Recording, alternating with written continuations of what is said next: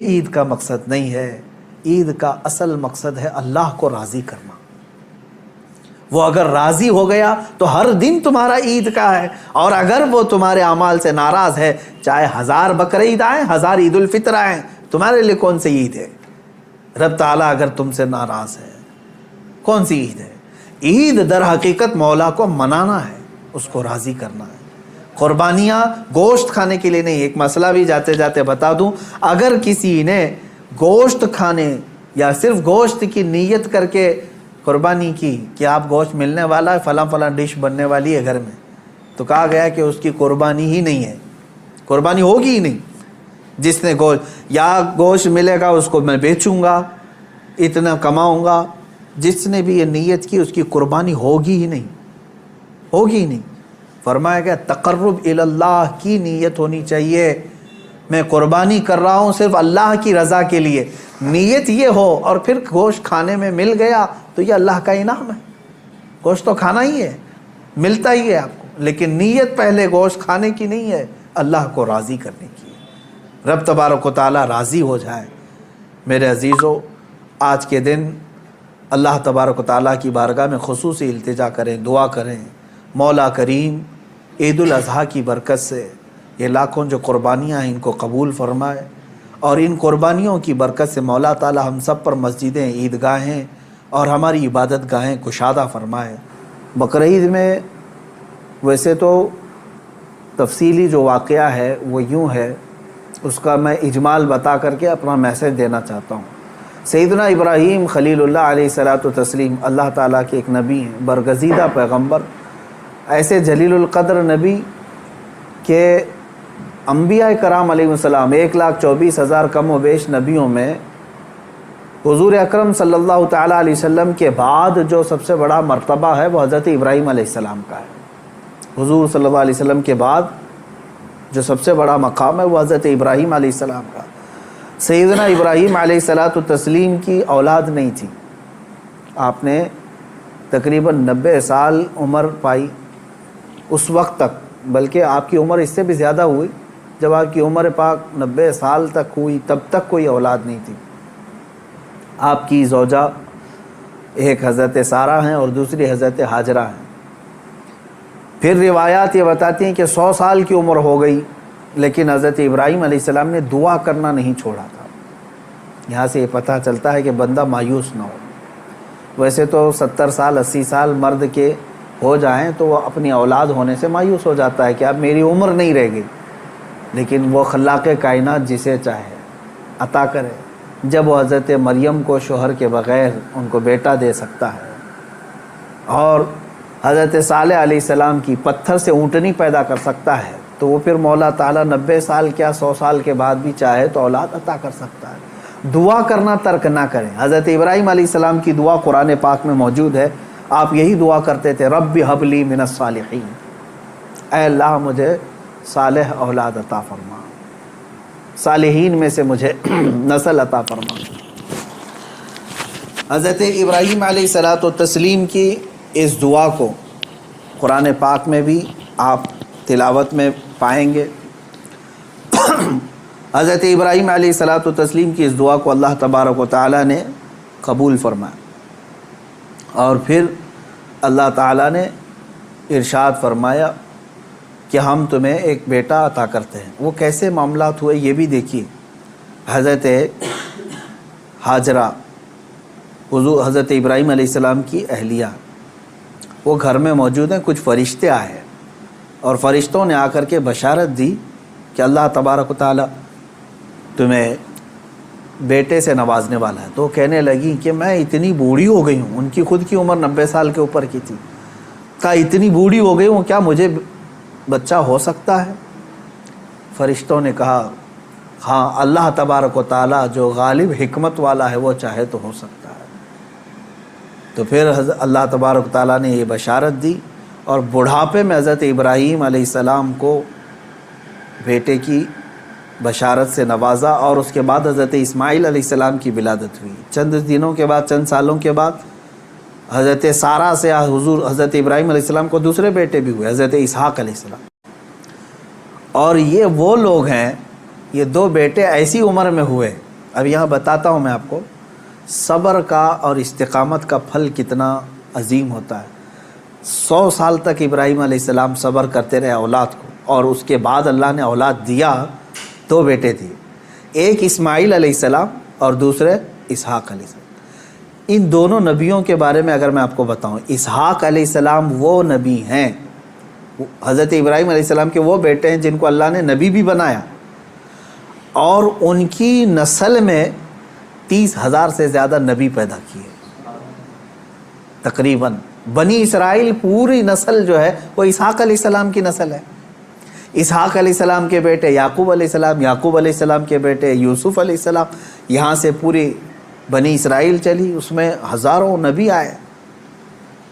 ابراہیم علیہ السلام کو ایک بیٹے اسحاق علیہ السلام کی نسل میں سارے نبی عطا کیے، اور دوسرا بیٹا جو اسماعیل علیہ السلام عطا کیے، ان کی نسل میں تو سید الانبیاء حضور صلی اللہ علیہ وسلم آتا ہے، محمد الرسول اللہ صلی اللہ علیہ وسلم علیہ افضل التحیت و اکمل التسلیمات۔ تو یہ حضرت ابراہیم علیہ السلام کی دعا کا نتیجہ تھا، اور صبر اور استقامت کا۔ آج جو مجھے پیغام دینا تھا وہ یہی ہے، میں نے آیت کریمہ بھی خطبے میں یہی پڑھی۔ بے شک وہ لوگ جنہوں نے یہ کہا اللہ ہمارا رب ہے، ان الذین قالوا ربنا اللہ، بے شک وہ لوگ جنہوں نے کہا اللہ ہمارا رب ہے، ثم استقاموا، پھر اس پر جم گئے، یہ ہے استقامت۔ استقامت کہتے ہیں ڈٹے رہنا، جمے رہنا۔ اب اس کے متعلق جو قرآن کہتا ہے تتنزل علیہم الملائکہ، ان پر اللہ تعالیٰ فرشتے اتارتا ہے۔ کیا کہتے ہوئے آتے ہیں فرشتے؟ اللہ تخافوا ولا تحزنوا، گھبراؤ مت، ڈرو مت، ہم تمہیں وہ بشارت دینے آئے ہیں جس جنت کا اللہ نے تم سے وعدہ کیا ہے، تھوڑے دن اور باقی رہو، تھوڑے دن اور جمے رہو، اور ڈٹے رہو۔ یہ استقامت کرتا ہے بندہ، استقامت پر فائز ہوتا ہے تو فرشتے اس کی مدد کے لیے اترتے ہیں۔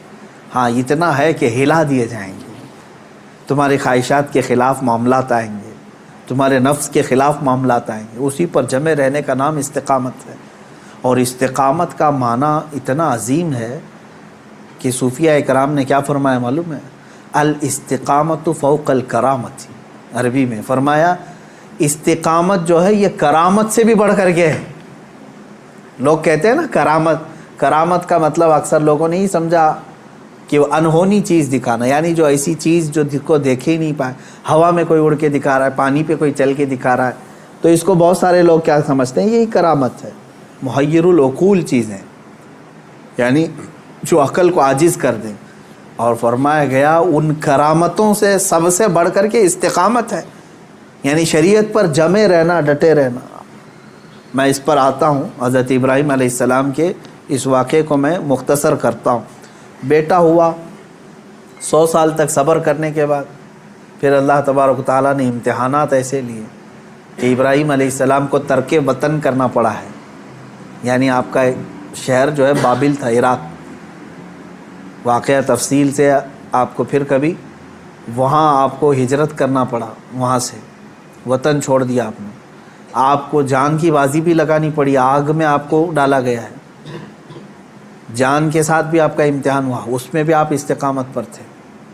جب آپ کو نمرود آگ میں پھینک رہا تھا، جبرائیل علیہ السلام آئے اس وقت اور پوچھنے لگے الک حاجت یا خلیل اللہ، اے اللہ کے خلیل کوئی حاجت ہو تو بتائیں۔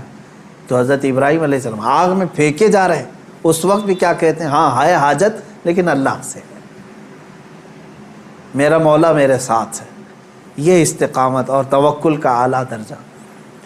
تیسرا جو ہوا آپ کے ساتھ وہ اولاد، اور آپ کو یہ بھی میں بتا دوں کہ اب اولاد دیا اللہ تعالیٰ نے، پھر حکم یہ فرمایا، خواب میں حضرت ابراہیم علیہ السلام کو یہ کہا گیا کہ آپ اپنے بیٹے کی قربانی دیں اللہ کی بارگاہ۔ لیکن ابراہیم علیہ السلام نے خواب میں دیکھا تو اس کے بدلے میں آپ نے جانتے ہیں تقریباً آپ نے 100 اونٹوں کو ذبح کر دیا، اونٹ ذبح کیے۔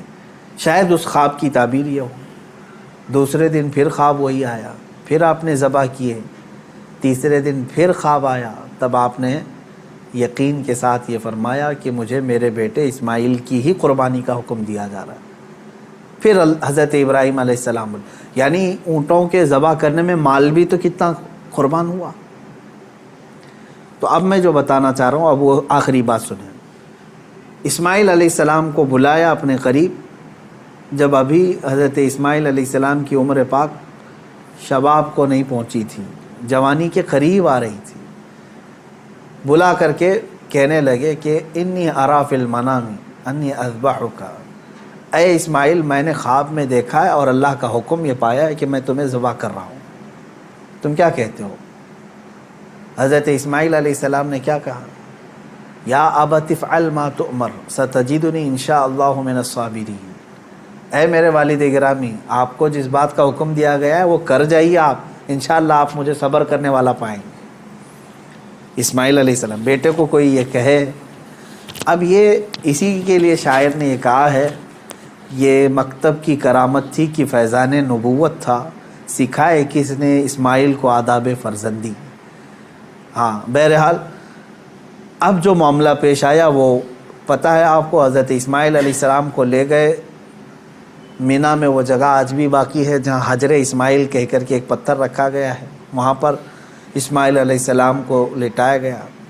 ابراہیم علیہ السلام نے اپنی آنکھوں پر پٹی باندھ لی، ان کے ہاتھ پیر کو باندھ دیا، اور اس کے بعد تیز چاقو سے ان کے گردن پر چھری چلائی، لیکن چھری نہ چلی۔